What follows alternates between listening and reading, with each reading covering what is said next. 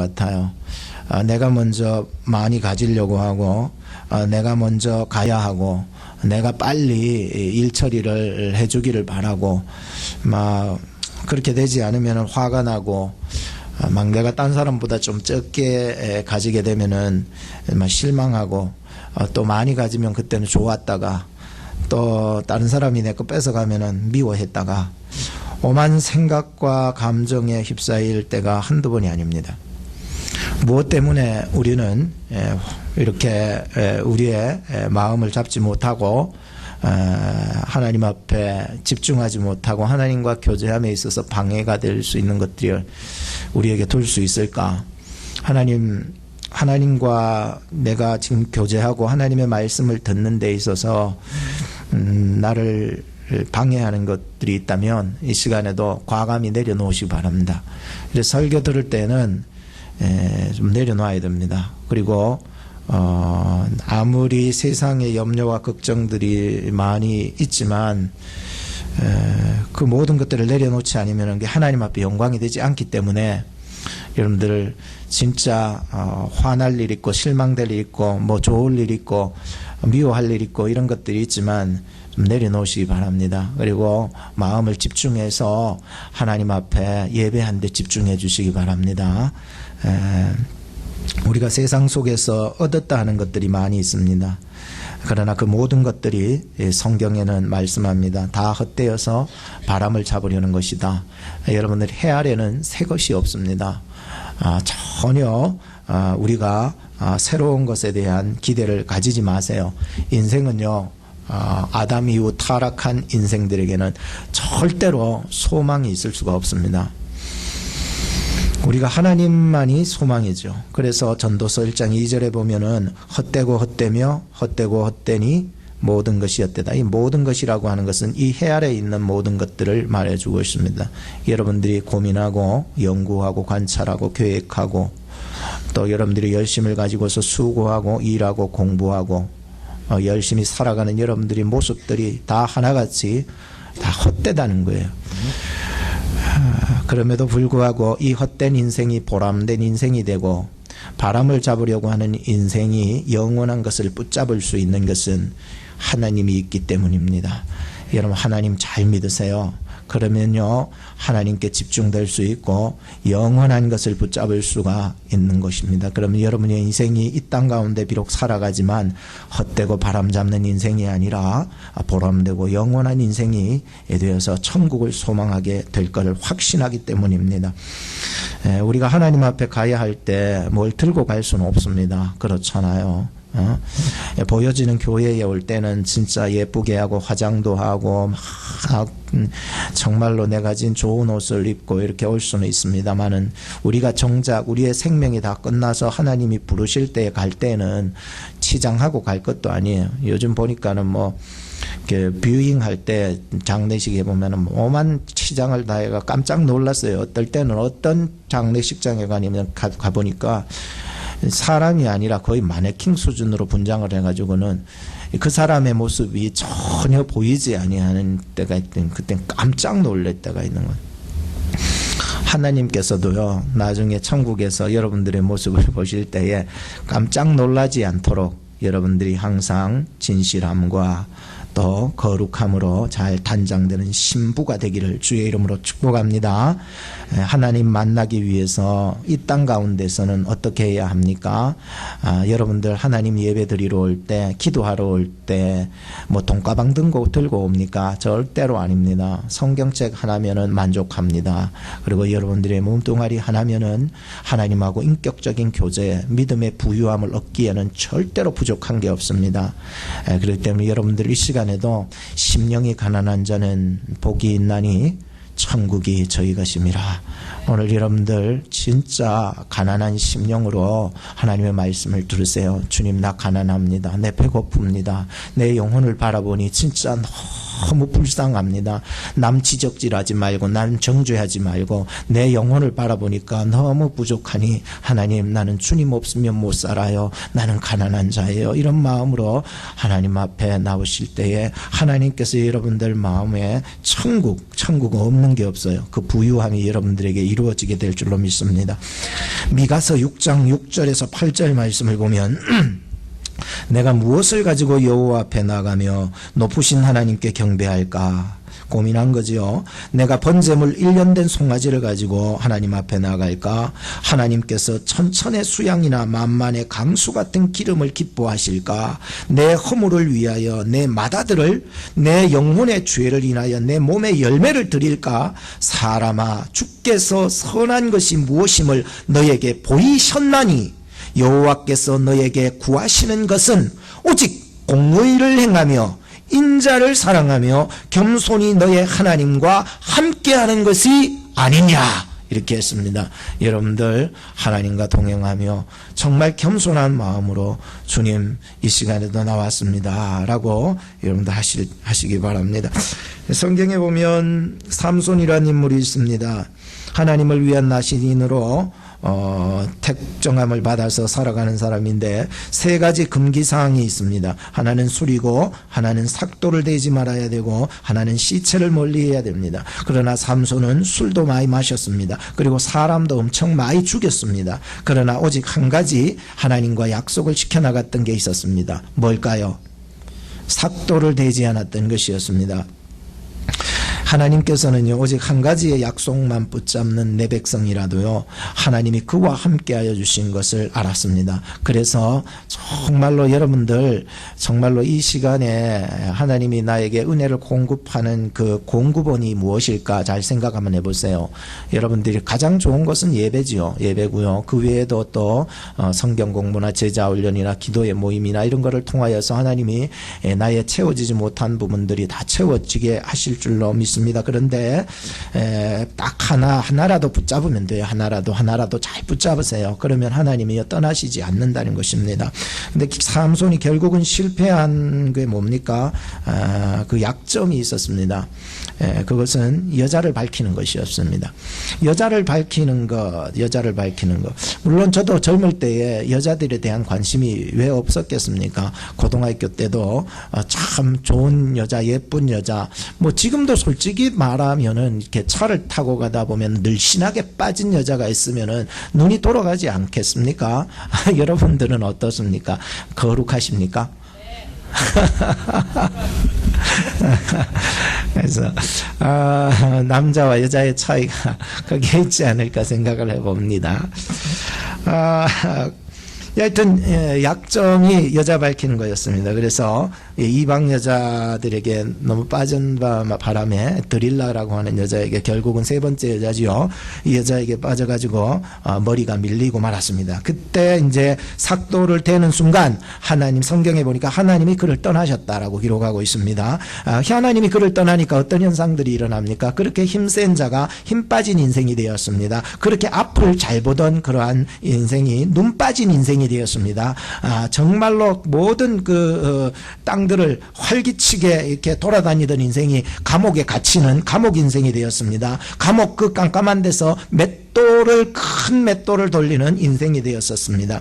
오늘 우리 하나님의 백성들도요, 하나님 멀리하고 마지막 은혜의 공급원을 차단하게 되면은 여러분들 정말로 하나님이 떠나시게 되고요, 힘이 빠진 인생이 되고요, 눈먼 인생이 되고요, 감옥 인생이 되고요, 맷돌 인생이 되어서 뺑뺑뺑뺑 도는 인생밖에 되지 않는 것입니다. 그러나 하나님께서는요, 아무리 감옥에 들어가 있어도 택한 자들은요, 다시금 그 감옥에서 하나님을 부르게 되고 회개하게 되고 하나님께 기도하게 되어서 하나님께서는 다시 그를 세워서 영광스러운 자리로 회복시켜 주었다는 삼손의 이야기를 보았습니다. 진짜 하나님은요, 하나님 안에서 택한 자는요 진짜 반드시 회복시켜 주십니다. 그래서 저는 오늘 말씀을 통하여서 한 세 가지 정도 여러분들에게 말씀 전해드립니다. 첫째 주제거리는 만남, 둘째 주제거리는 기도, 셋째 주제거리는 회복에 대해서 말씀을 드리겠습니다. 특별히 오늘 이 본문의 내용 전반적인 것은 바로 야곱의 축복에 대한 내용들을 깔고 있는데요.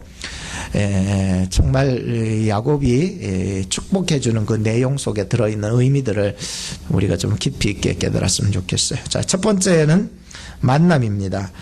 사람은 하나님을 만나야 그것이 복이 됩니다. 그것이 야곱의 이 축복에 깔려있는 첫 번째 조건입니다. 여러분 하나님 만났습니까? 한번 물어보세요. 옆에 사람, 당신 하나님 만났냐고. 하나님 만났습니까? 할렐루야. 하나님 만났죠? 하나님 만났습니다. 하나님 만나야 그것이 복이 됩니다. 하나님 만나는 사람이 그 사람이 복된 사람이 되고, 하나님 만나는 학생은 복된 학생이 되고, 하나님 만나서 일하는 그러한 일은 복된 일이 되는 것입니다. 하나님 만나지도 아니하는 인생은요, 복이 없는 인생이 된다라고 하는 것입니다.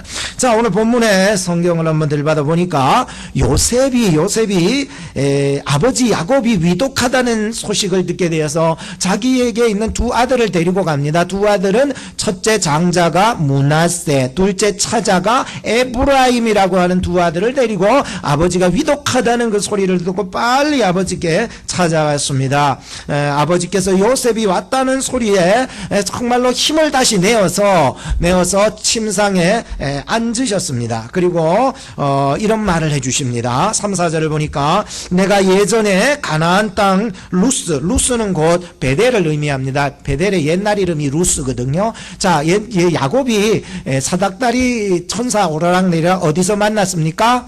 베델이라고 하는 거, 이게 루스라고 하는 건 베델입니다. 똑같은 지명이랬는데 옛 이름 새 이름이라서 그래요. 자, 이 베델에서 그가 전능하신 하나님이 내게 나타나셨다는 거예요. 하나님을 만났다는 거예요. 그동안 자기 계획과 깨와 지혜로 살아갔던 인생이 드디어 도망가는 그러한 자리에서 하나님께서 나타나셔서 복을 허락하여 주셨다는 거예요. 복을 허락하여 주셨는데, 내가 너로 생육하게 하며 번성하게 하여 너에게서 많은 백성이 나게 하고, 내가 이 땅을 너의 후손에게 주어서 영원한 기업을 얻게 해주겠다는 거예요. 여러분, 이게요, 야곱이 이제 숨이 꼴딱꼴딱 넘어가는 순간에 요셉에게 해준 중요한 진리의 말씀이었습니다. 야곱은 이렇게 베델에서 하나님을 만났습니다. 베델에서 하나님을 만나가지고, 나의 하나님이 여기 계셨군요. 그렇게 고백했잖아요. 그래서 그것에다가 자기가 베던 그 돌단을 세워서 단을 쌓아가지고 하나님 앞에 예배드리는 사건이 일어나게 됩니다. 드디어 그는 그 베델에서 하나님을 만나는 역사가 일어납니다. 땅과 하늘을 잇는 그 사락다리를 보게 된 것입니다. 그때부터는요, 이전 삶하고는 달라요. 이 꾀로 살아가던 인생이 이제는 하나님의 은혜로 살아가기 시작한 거예요. 그래서 하나님이요, 이 외삼촌 라반 집에 인도해 가셔서 거기서 엄청나게 축복해 주셔가지고 갑부가 되어서 고향으로 돌아오게 되잖아요. 그죠? 이런 내용이 있습니다. 근데 오늘 본문의 말씀 보면서 이제 마지막 숨을 깔딱이면서 얘기해 줬던 것이 바로 하나님을 만나서 하나님이 나에게 말씀하여 주셨다는 거예요. 하나님 만나면은 말씀해 주시거든요. 어떤 말씀을 해주셨는가? 크게 두 가지로 나눠봤는데, 첫째는 생육하고 번성하는 복을 허락했다는 거예요. 두 번째는요, 후손과 영원한 기업을 허락해 주셨. 이 두 가지 복을 주셨다는 거예요. 자, 그렇다면 생육하고 번성한다는 영적인 의미가 뭡니까? 약속해 주신 건데, 뭐 직접 확 받은 건 아니고 약속을 해 주신 거거든요. 생육하고 번성한다라고 하는 것은 바로 우리가 살아있다라고 하는 거예요. 성장한다라고 하는 거예요. 성숙한다라고 하는 거예요. 그 사람을 보니까는 죽은 사람이 아니고, 정말 성장하고 성숙해 간다. 반드시 너를 회복해 주신다는 그 약속이 그 속에 포함되어 있는 것이 생육과 또 번성이라고 하는 복의 의미입니다. 또 후손과 영원한 기업의 복이 무엇입니까? 그것은 예수 그리스도 안에서 영생 천국이 있고 하나님의 말씀 안에서 영원한 소망을 붙잡을 수 있다. 요거를 가르쳐 주기 위해서 후손과 영원한 기업에 대한 약속을 던져준 것이었습니다. 이제 우리가 이사를 가면서 참 여러 가지 일들을 많이 만났어요. 사실 진짜 뭐 얘기할 것들을 많이 설교를 통해서 한 가지씩 끄잡아 보도록 하겠습니다. 그때마다. 이번에 또 이사를 하면서 옛날에 쓰던 물건들을 많이 처분을 했습니다. 그리고 그날 세일을 하면서 다 많이 팔고 또 뭐 구딜이나 이런 데다 전화해서 좀 갖고 와라 그래가지고 많이 갖고 가게 하고 그 외에는 다 쓰레기통에 막 집어넣고 막 버리게 되는 일이 있었습니다. 저에게도 이제 허리가 공개해도 될까요? 30 얼마예요. 하여튼 허리가 30 얼마인데 예전에는 32를 입었어요. 그런데 지금은 안 맞아가지고 옷이 거의 새 거라서 버릴 수는 없고 늘 걸고 있었던 것이었는데 그것을 그냥 처분해 버렸습니다. 걸어놔도 여기 사가는 사람이 없더라고요. 32를. 혹시 여러분 32 없습니까? 예. 그래도 안 됩니다. 어떤 분도. 왜냐하면 저는 다리가요. 아시죠? 그래서 아무리 줘도요, 그게 안 맞을 거예요. 저희 아내도 이제 허리가 좀 굵어지면서 안 맞는 옷이 굉장히 많아요. 그래서 어느 날 이제 이사를 다 해가지고 하얀 원피스로 된 그 드레스처럼 생긴 그 흰색을 자기가 입고는 퍼뜩 쫓아오더니 아이 큰일 났다는 거예요. 왜냐하면 옷을 입기는 입었는데 여기에 그 지퍼가 찢어진 거예요. 찢어져가 열리질 않으니까 이거 벗을 수가 없는 거예요. 그래서 애들 보고 막 하고 자기도 힘써 했지만은 삐져나온 살 틈 속에서 끼어있는 이 지퍼가 얼마나 아프겠습니까? 그래서 할 수 없이 이제 칼을 가져와서 찢을 수밖에 없었어요. 아까운 옷이지만 안 맞는데 어떡합니까? 몸이 굵어지면은 옷도 버려야죠. 뭔가 우리가 새 집으로 이사 갈 때에는요, 옛날에 우리가 철없이 사용했던 모든 것들 있잖아요. 철없이 썼던 거, 철없이 했던 모든 것들은 좀 버리고 새 집으로 가게 되잖아요. 그렇죠? 그렇듯이 많이 버리고 그랬었는데요. 사실 저희 아내도 무슨 미련이 그래 많은지 이렇게 아주 얇은 옷들은 그냥 과감하게 버리셔야 됩니다. 여러분 현재의 여러분들 몸매를 보셔서 정말 허리 안 맞으면 좀 버리세요. 그럼 옷장에 가면은요, 안 맞는 거 너무 많아요. 사실 태반이에요. 근데 그거 미련이 있어요. 내가 언젠가는 빼리라 라고 하는 생각을 가지고서 못 빼면서 계속 가지고 있는 거예요. 그래서 못 버리는 거예요. 이것이 바로 우리 인생의 모습이에요. 우리 현실이라니까요. 우리가 버려야 될 옛것들이 못 버리고 있는 것이 우리 현실인 거예요. 우리의 영적인 부분에 아직까지 내가 그걸 버려야 되는데 그걸 못 버리고 가지고 있는 그러한 모든 것들을 아직까지 잡고 있는 그것을 버려야 되는데 그걸 못 버리는 거예요. 우리 새집 가면은 옛날에 철없이 쓰던 거 다 버리고 가잖아요. 우리가 더 큰 집으로 가면은요, 지금 쓰는 것도 버려야 되는 거예요. 그렇잖아요. 우리의 영원한 큰 집이 어디예요? 하나님의 나라예요. 할렐루야. 저 천국에 갈 때는요, 우리가 쓰던 거 갖고 가는 거 없어요. 다 놓고 가는 거예요. 들고 갈 게 아무도 없는 거예요. 오늘 저나 여러분들이 정말 하나님 안에서 정말 이 하나님이 원하시는 게 무엇일까, 이걸 좀 생각하고 우리 영적인 부분들을 좀 터치를 했으면 좋겠어요. 예일이도 자기가 어릴 적부터 갖고 놀던 위 게임 있죠. 위가 굉장히 그때 막 흥황했는데, 그래서 위 게임 한다고 생일 때 막 돈 얻어가지고는 그 비싸게 게임 CD 위에 넣는 거 있어요. 게임 CD 비싸게 주고 사가지고는 그라지 할 때 그냥 싸그라이 싼 값에 다 줘버린 거예요. 진짜 너무 아까운 거예요, 사실. 그런데 지금은 또 그 윗게임은 안 하고 딴 게임을 해요. 딴 거예요. 딴 거에 집중해서 살아가요. 옛날에 가지고 놀던 놀이 문화는 벌써 버린 거예요. 그러나 시간이 흘러가면은 그것 또한 다 헛된 거예요. 지금 여러분이 가지고 있는 게 뭡니까? 여러분들이 미워하며 여러분들이 악착같이 정말 생명처럼 붙잡고 있는 게 무엇입니까? 큰 집에 갈 때는 다 부질없이 놓고 가야 되는 것이었습니다. 그런데 그것이 진리인 양, 그것을 목숨처럼 지켜나가는 우리의 모습. 그래서 하나님과의 이 교제가 무너지게 되고 천국의 소망이 무너지게 되어서 이 세상 것 때문에 싸우고 다투고 혈기 부리고 괴로워하고 아파하는 우리의 모습들을 돌아봐야 할 것입니다. 오직 믿음, 오직 은혜, 오직 말씀만이 영원합니다. 사랑하는 여러분, 하나님을 경외하고 그 말씀에 순종하는 여러분 되기를 주님의 이름으로 축복합니다. 전도서 3장 11절에 보면 하나님이 모든 것 지으시되 때를 따라 아름답게 하여 주셨습니다. 여러분들 태어나고 성장하고 나이가 먹는 거 서러워하지 마세요. 다 때를 따라서 하나님이 아름답게 하여 주신 줄로 믿습니다. 나는 이렇게 나이가 늙어가지고 진짜 서러워 죽겠는데 병까지 들어가지고 더 서럽고 병까지 들었는데 서러워 죽겠는데 병원에 가니까 죽을 얼마 못 산다고 그런 얘기를 들으니까 이게 사람이 완전히 실망해가지고 있는 거예요.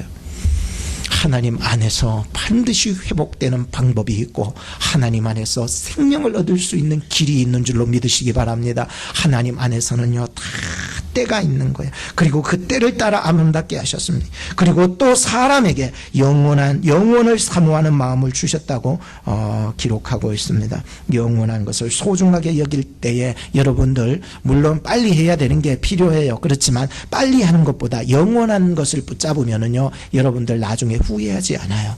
물론 지금 시급해가지고 빨리 하는 거 빨리 해서 잡으려고 막 했는데 영원한 거 놓쳐버리면 나중에 되면 후회해요. 그러니까 여러분들 조금 부족해도 조금 진짜 내가 덜 가져도 소중한 것을 영원한 것을 붙잡을 수 있는 여러분 되기를 주의 이름으로 축복합니다. 하나님은 영원하십니다. 하나님은 축복의 근원이십니다. 하나님을 만나면은 복이 함께 옵니다. 생육 번성의 복이 옵니다. 영원한 기업의 복이 우리에게 오게 되어 있다고 말씀합니다. 하나님을 만나면 복이 저절로 임하게 되는 것입니다. 두 번째는 기도에 대해서 말씀드리겠습니다. 오늘 이 야곱의 축복의 맥락 속에서 살펴볼 때에 이 속에 이 축복의 그 도구, 통로를 뭘로 삼았느냐 하면 기도라고 하는 것을 삼으셨어요. 하나님께서는 이 기도를 통하여서 우리를 하여금 축복의 통로를 불어넣어주고 있다는 것을 알았습니다. 기도하는 부모는요 그 자녀가 죽지 않습니다. 기도하는 성도가 많은 교회는요 그 교회가요 죽지 않습니다. 문 닫지 않습니다. 기도하는 성도가 있는 교회는 그 가정은 그 민족은 그 나라는 살게 될 줄로 믿습니다. 기도하기 때문에 사는 거지 기도하기 때문에 내 자식이 죽지 않는 거예요. 태 속에 있으면은 그 태아는 탯줄을 붙잡고 살지요. 출산한 아기는 젖줄을 붙잡고 살지요. 성장한 그런 사람이 되면 이제 밥줄을 붙잡고 이제 밥힘으로 살아가는 게 맞습니다. 그게 인생입니다. 피할 수 없습니다. 그런데 하나님의 백성이 거듭나 보니까는 이것이 우리가 이 세상에 먹는 게 이게 다가 아니라 영적인 하나님의 말씀과 또 기도를 붙잡아야 산다는 것을 알았습니다. 기도하는 부모의 그 자녀는요 결코 망하지 않는다니까요. 결코 기도하는 부모의 그 자녀는요 망하는 것 같은데 나중에요 완전히 하나님이 크게 해 주실 줄로 믿습니다. 제가 아내를 선택한 결정적인 요인이 뭔 줄 압니까? 그것은 제가 잠들었을 때에 연애 시절 잠들었을 때에 저의 옆에 와가지고 저를 위해서 손잡고 기도해 줄 때 제가 뿅 갔어요. 그래서 이 아내야말로 정말로 내 아내구나라고 하는 마음이 확 들어왔어요. 왠 줄 아세요? 모성의 그 느낌을 받았기 때문에. 모성의 느낌. 제가 어릴 적에 어머니가 저 새벽 기도 날 다녀가지고 오실 때 내가 잠들어 있을 때도 항상 내 옆에 오셔서 성경 읽고 기도하시고 손 붙잡고 나를 위해서 기도해 주셨어요. 하나님 우리 성우의 더 큰 믿음을 주시옵소서. 더 큰 믿음을 주시옵소서. 믿음 있는데요. 더 큰 믿음을 주시옵소서. 여러분에게도 더 큰 믿음을 주시옵소서. 거룩한데요 더 거룩하게 하시옵소서. 이런 거 말이에요. 자식은요 부모의 기도로 삽니다. 여러분, 기도하는 부모가 되기를 주의 이름으로 축복합니다. 또한 자녀들도 기도하는 자녀들이 되시기를 바랍니다. 야곱은요, 요셉의 두 아들에게 축복 기도를 해주는 내용이 나옵니다. 5절 말씀에 보면은 에브라임, 므낫세는 내 것이라. 내 것이 의미가 뭐냐 하면은 양자 삼았다는 거예요. 마치 요셉에게 엄청난 축복을 주시려고, 요셉의 나중에 가나안에 기업을 얻습니까? 안 그러면 두 아들이 기업을 얻습니까? 그러니까 갑절의 축복을 주기 위해서 두 아들을 양자를 삼아버린 거예요. 요셉도 아들이지만 손자들을 양자를 삼아서 두 아들을 삼아버린 거예요. 그리고 기도를 해주기 시작합니다. 15절에서 16절 말씀을 보니까 이제 야곱이 요셉을 위하여서 이 두 아들에게 축복을 해주는 내용이 나옵니다. 15절 16절 보시면은 이렇게 세 가지로 한번 정리해 볼 수 있습니다. 그것은 첫째는 아브라함, 이삭, 야곱의 하나님의 이름으로 지금 기도를 하고 있었고요. 저나 여러분들이나 이 아브라함, 이삭, 야곱은 바로 하나님의 약속을 받았다라고 하는 약속의 백성이 되었다라고 하는 의미를 가지고 있고요. 두 번째는 그 믿음의 약속의 유산을 이어받은 그 조상들의 이름으로 또 기도했다는 거예요. 우리가 보통 나오면 저 자식 네 자식이야, 정말 착하네, 너 아버지 이름 뭐냐 이렇게 물어보잖아요. 그와 같이 아브라함의 자손이라 일컫는 거, 이삭의 자손, 야곱의 자손이라 일컫는 것이 엄청난 큰 축복이거든요. 그건 자자손손이 축복받는 그런 대대로 이어져 오는, 저 사람은 누구냐, 양금자 권사님의 아들이었네, 저 사람은 누구냐, 우리 이영신 권사님의 자녀였네, 이렇게 자자손손을 그 아버지 때 혹은 그 할아버지 때까지 이어서 조상의 이름을 비어서 조상의 이름 욕먹이지 말고 저 영광을 돌리게끔 한다라고 하는 의미를 가지고서 이렇게 축복을 해주죠. 마지막 세 번째는 16절에 보면 세상 속에서 점점점 번식한다는 거예요. 번성한다는 뜻이에요. 점점 성장한다는 뜻이에요. 성숙해 나간다는 뜻이에요. 세상 속에서 기죽지 아니하고 점점 풍성해 간다라고 하는 축복을 해주셨다는 거예요. 이 야곱의 축복이 바로 이 세 가지의 의미를 가지고 있었다라고 하는 것입니다. 오늘 우리도 자녀들이 세상 속에서 기죽지 않기 위해서 여러분들의 기도가 필요합니다. 그리고 여러분들이 세상 속에서 기죽지 않기 위해서 저 또한 계속해서 기도하고 있으니 여러분 힘내세요. 여러분들 옆에 사람 인사하세요. 힘내세요. 네, 힘내야 됩니다. 기도하고 있잖아요. 누군가 날 위해서 기도하네. 누군가 내가 기도 못해도 시간 좀 빠져도 우리 하나님께서, 주님께서 기도하고 계신 줄 믿습니다. 성령께서 말할 수 없는 탄식으로 기도하고 있는 줄로 믿습니다. 기도한다는 게 택한 자들은 기도하는 것입니다. 너무 주눅들지 말고 이 세상의 빛과 소금의 본질을 찾아서 그리스도인됨, 하나님의 자녀됨의 본질들을 회복해 나가시기 바랍니다. 마지막 세 번째는 회복에 대해서 말씀드립니다. 오늘 말씀 속에서 제가 이것을 찾기까지 참 기도 많이 했습니다. 이 야곱의 축복 속에서 흘러가는 맥락 속에서 이 기도를 통해서 축복 들어가고 하나님 만나면 축복이고, 마지막으로 이 회복이라는 의미와 이 말씀을 매치하기가 많이 고민을 했었습니다. 잘 들어보세요. 중요합니다. 요셉이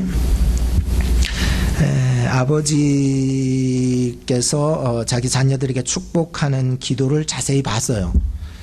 자세히 보니까 오른손으로는 므낫세를 안 쳤는데 므낫세에게 얹지 않고 어금 맡겨서 차자인 에브라임의 손을 얹고, 왜냐하면은 이 히브리 민족의 그 사상 속에서는 오른손은 장자의 축복을 받는 손이에요. 장자는 어떤 축복을 받습니까? 모든 기업의 갑절 이상을 받습니다. 차자보다들도 엄청난 많은 것을 받기 때문에 오른손의 축복이 굉장히 중요한 장자의 축복이. 근데 오른손을 갖다가 차자 둘째 녀석인 에브라임 오른손을 에브라임에게 차자에게 얹고 왼손을 갖다가 첫째였던 므낫세에다가 얹은 거예요. 이렇게 오금 맞고 이렇게 얹은 거예요.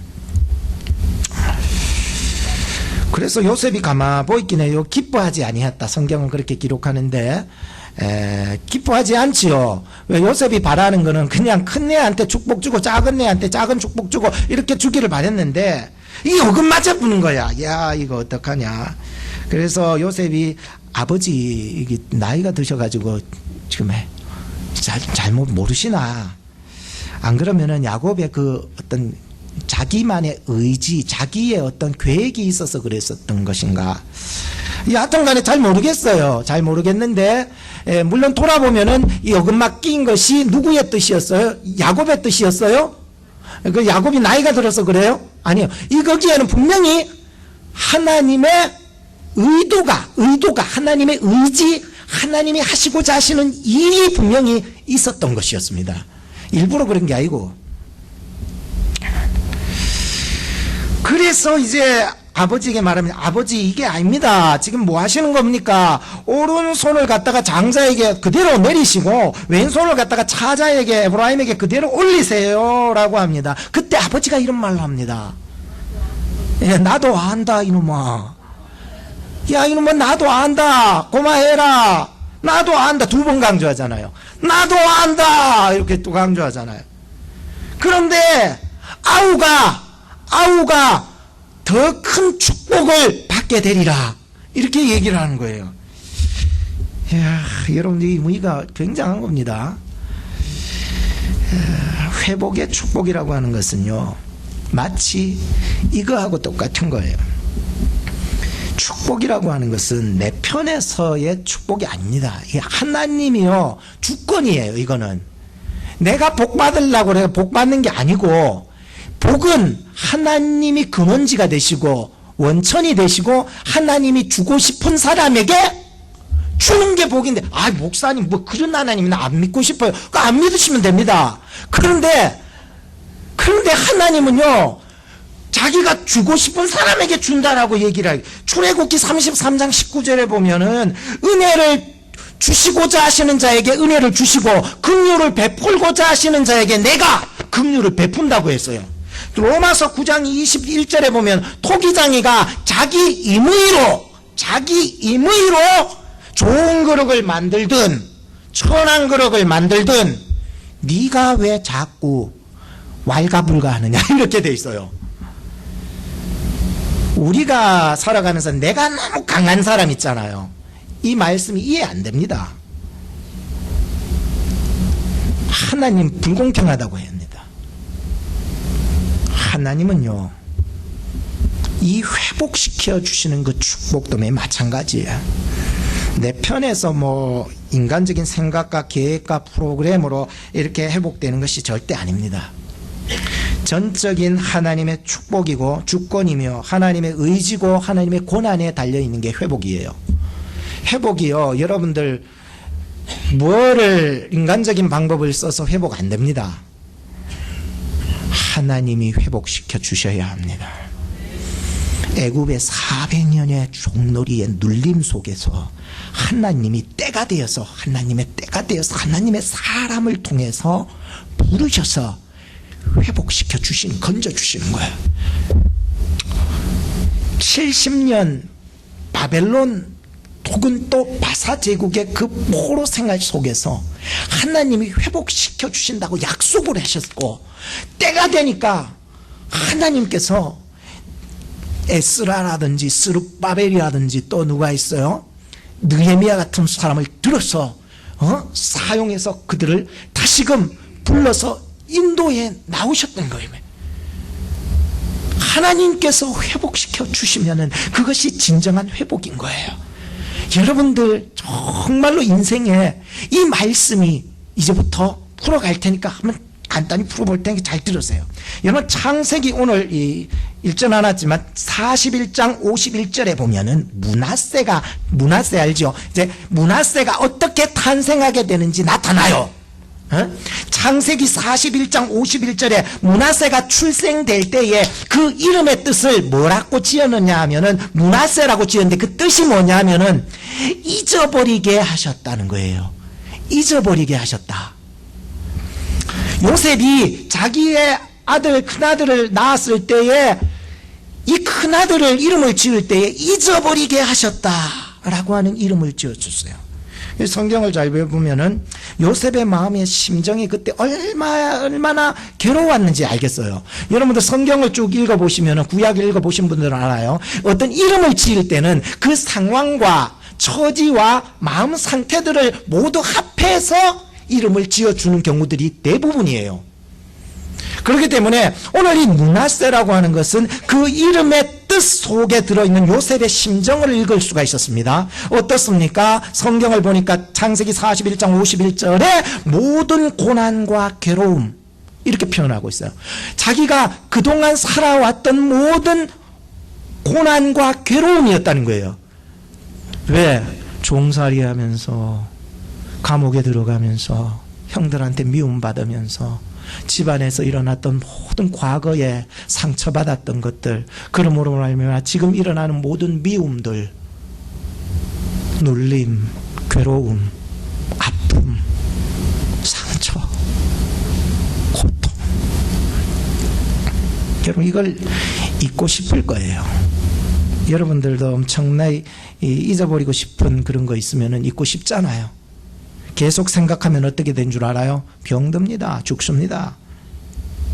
그래서 이 모든 것들을 잊어버리고 싶어서 그 자식의 이름을 우리 한국말로 풀면 삭제, 딜리트 시켜버렸다. 삭제시켜버렸다. 이름을 삭제라고 지어버렸어요. 내 머릿속에서 나의 고통과 미움과 상처와 괴로움과 아픔을 삭제시켜버렸다는 게. 두 번째, 창세기 4장 52절 에브라임이 출생할 때에 그 이름의 뜻이 뭐냐? 창성케 하셨다. 다시 쓰러졌지만 다시 일어서게 하셨다. 이거 회복이라는 의미거든요. 다시 회복시켜 주셨다.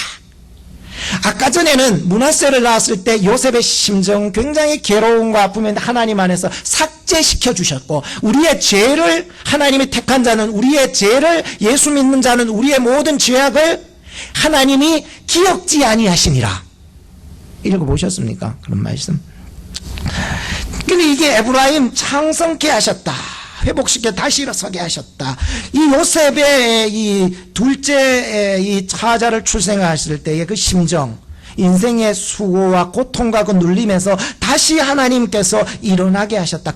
그래서 자식의 이름을 창성이라고 지었습니다. 창성이. 첫째 이름은 삭제라고 지고 둘째는 창성이라고 지었습니다. 야곱의 축복이 세 번째가 바로 이 회복시키는 축복이 포함되어 있었다는 거예요. 여러분들 20절 말씀 보세요. 그날에 그들에게 축복하여 가로되 이스라엘 즉 야곱입니다. 야곱 족속이 너로 축복하기를, 하나님이 너로 뭐 같고 에브라임 같고 므낫세 같게 하시리라, 이렇게 얘기를 하고 있습니다. 목사님 잘 이해가 안 됩니다. 이거 두 개 다 똑같은 거 아닙니까? 먼저 나중된 놈이 먼저. 이게 순서적인 의미를 가져야 됩니다. 전혀 장자의 축복을 누릴 수 없는 자가 장자의 축복을 가지게 되는 거예요. 이것은 우리의 인생의 과거의 눌림에 빠져 있는 자들이 다시 회복시키사 하나님이 창성시켜 주시겠다는 그 약속이 마치 그 시대에 살았던 많은 히브리 민족들에게 속담처럼 엮여지. 우리가 보통 개천에서 용났네 이렇게 속담처럼 얘기하듯이 그들의 속담이 되어버린 거예요. 이게 마치 하나님이 너로 차자였던 그 에브라임 같고 므낫세 같게, 이 완전히 순서가, 우리 신앙생활에 보면은 신앙생활 잘못하는 게 뭔 줄 아세요? 순서입니다. 물질이 가장 앞순서고 중심에 와버린 거예요. 순서 바꿔야 합니다. 우리의 가장 우선순위는 물질이 아니라 뭡니까? 하나님이 되셔야 될 줄로 믿습니다. 순서의 문제거든요. 여러분들 그동안 과거의 상처에 미움에 정말로 잊지 못할 그 괴로움과 아픔 속에 눌려 있습니까? 하나님 안에서, 예수 그리스도 안에서 다 죄 사함을 받으시기 바랍니다. 그리고 그 믿음으로 말미암아 이제 남은 여생은 에브라임 같게 창성한 삶을 살아가시기를 주의 이름으로 축복합니다. 기도하겠습니다. 하나님, 지금도 많은 사람들은 과거의 상처, 잊지 못할 고통, 괴로움에 눌림을 받고 살아갑니다. 그러나 하나님이 말씀하셨습니다. 하나님이 너로 에브라임 같고 므낫세 같게 하시리라 했습니다. 인생의 순서를 뒤바뀌어가는 이 세상 속에서 정말로 우리를 회복시켜 주시는 그 축복의 메시지들을 발견해 봤습니다. 하나님 만나야 합니다. 기도를 해야 합니다. 기도를 통해야 합니다. 또한 하나님, 우리의 인생이 에브라임의 그러한 창성의 축복들이 정말로 예수 그리스도 안에서 우선순위로 일어날 수 있도록 도와주시옵소서. 하나님 만나는 그러한 복이 우리 성도들에게 가득 넘치게 하여 주시옵소서. 예수님의 이름으로 기도하옵나이다. 아멘.